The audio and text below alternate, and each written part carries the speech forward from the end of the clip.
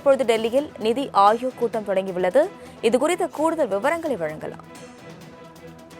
வணக்கம். தற்போது பிரதமர் மோடி அவர்கள் தலைமையில நிதி ஆயோக் கூட்டம் தொடங்கி இருக்கிறது. அனைத்து மாநில யூனியன் பிரதேச முதல்வர்கள் பங்கேற்றிருக்கிறார்கள். மிக முக்கியமாக தமிழகத்திலிருந்து முதல்வர் ஜோசப் விஜய் அவர்கள் பங்கேற்றிருக்கிறார். தொடர்ந்து தமிழக நலன் சார்ந்த கோரிக்கையும் வைக்கப்படும் எதிர்பார்க்கப்படுகிறது. ஏனென்றால் ஒரு மத்திய அரசை பொறுத்தவரைக்கும் கொண்டு வரக்கூடிய திட்டங்களையும் அது மாநிலத்தில் எவ்வாறு செயல்படுத்த வேண்டும், அதுக்கான நிதி பகிர்வு எது போல சூழல் இருக்கும், அந்த திட்டம் செயல்படுத்துவதன் நோக்கம் என உள்ளிட்டவை குறித்து விவாதிக்கப்படும் எதிர்பார்க்கப்படுகிறது. அந்த அடிப்படையில் இந்த கூட்டம் பொறுத்தவரைக்குமே தமிழக முதல் கூட்டமா இருக்கிற நிலையில அவருக்கு மிக முக்கியமா அதை முழுமையாக ஆராய்வார் எதிர்பார்க்கப்படுகிறது. ஏற்கனவே கடந்த முறை இதுக்கு முன்பாக பிரதமரையும் நிதியமைச்சரையும் தமிழக முதல்வர் சந்தித்திருந்தார்.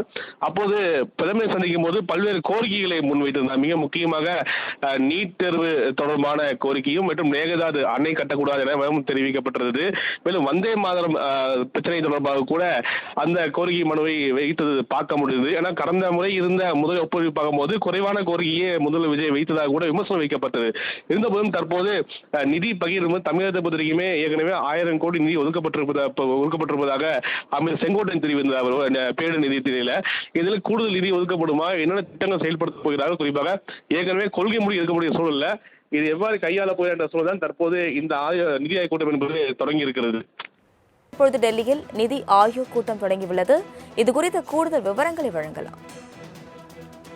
வணக்கம். தற்போது பிரதமர் மோடி அவர்கள் தலைமையில நிதி ஆயோக் கூட்டம் தொடங்கி இருக்கிறது. அனைத்து மாநில யூனியன் பிரதேச முதல்வர்கள் பங்கேற்றிருக்கிறார்கள். மிக முக்கியமாக தமிழகத்திலிருந்து முதல்வர் ஜோசப் விஜய் அவர்கள் பங்கேற்றிருக்கிறார். தொடர்ந்து தமிழக நலன் சார்ந்த கோரிக்கையும் வைக்கப்படும் எதிர்பார்க்கப்படுகிறது. ஏனென்றால் ஒரு மத்திய அரசை பொறுத்தவரைக்கும் கொண்டு வரக்கூடிய திட்டங்களையும் அது மாநிலத்தில் எவ்வாறு செயல்படுத்த வேண்டும், அதுக்கான நிதி பகிர்வு எது போல சூழல் இருக்கும், அந்த திட்டம் செயல்படுத்துவதன் நோக்கம் என உள்ளிட்டவை குறித்து விவாதிக்கப்படும் எதிர்பார்க்கப்படுகிறது. அந்த அடிப்படையில் இந்த கூட்டம் பொறுத்தவரைக்குமே தமிழக முதல் கூட்டமா இருக்கிற நிலையில அவருக்கு மிக முக்கியமா அதை முழுமையாக ஆராய்வார் எதிர்பார்க்கப்படுகிறது. ஏற்கனவே கடந்த முறை இதுக்கு முன்பாக பிரதமரையும் நிதியமைச்சரையும் தமிழக முதல்வர் சந்தித்திருந்தார்.